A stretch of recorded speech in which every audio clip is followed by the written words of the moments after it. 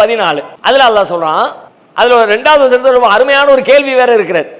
வசிர்ரு கௌலக்கும் அவிஜ்ஹரு பிஹி, உங்க சப்தத்தை நீங்க பேசுற பேச்ச ரகசியமாக்குங்க அல்லது பகிரங்கமாக்குங்க. வசிர்ரு கௌலக்கும் அவிஜ்ஹரு பிஹி, உங்களுடைய சப்தத்தை பேச்சை நீங்கள் ரகசியமாக்குங்கள் அல்லது பகிரங்கமாக்குங்கள்.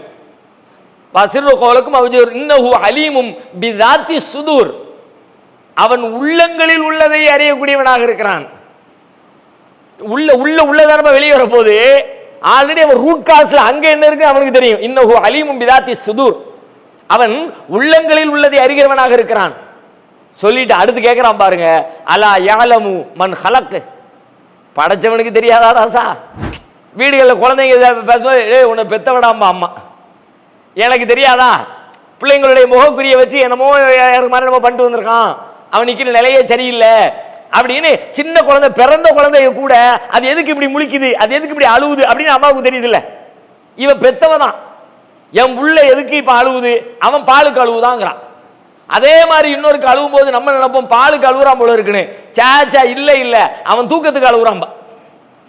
நம்ம தேவையில்லாம எதையும் சொல்லி பெரிய அறிவாளி மாதிரி காட்டிக்கார புள்ள அழுவுதான்னு சொன்னதோடு நிப்பாட்டிட்டா நல்லது. ஏன் மூணாவது தடவை ஒன்று தூக்கத்துக்காக இருக்கும், இல்லாட்டி பாலுக்காக இருக்கும், பசிக்காக இருக்கும் அப்படின்னு நம்ம நினைப்போம்.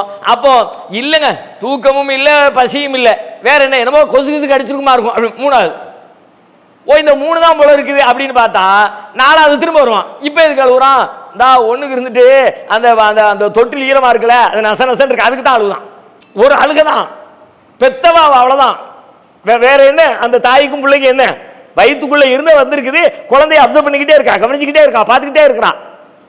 என் பிள்ளை என் பிள்ளை என் பிள்ளைன்னு பிறந்ததுலேருந்து பார்க்குறான்.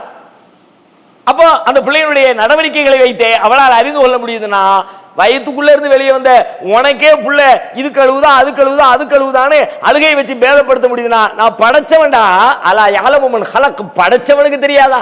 சொல்லிட்டு அடுத்து சொல்றான் பாருங்க, வஹுவல் லத்தீஃபுல் ஹபீர், அவன் நுட்பமானவன், அனைத்தையும் அறிந்தவன், அவனுக்கு எல்லாம் ரொம்ப தெளிவா தெரியும்பா.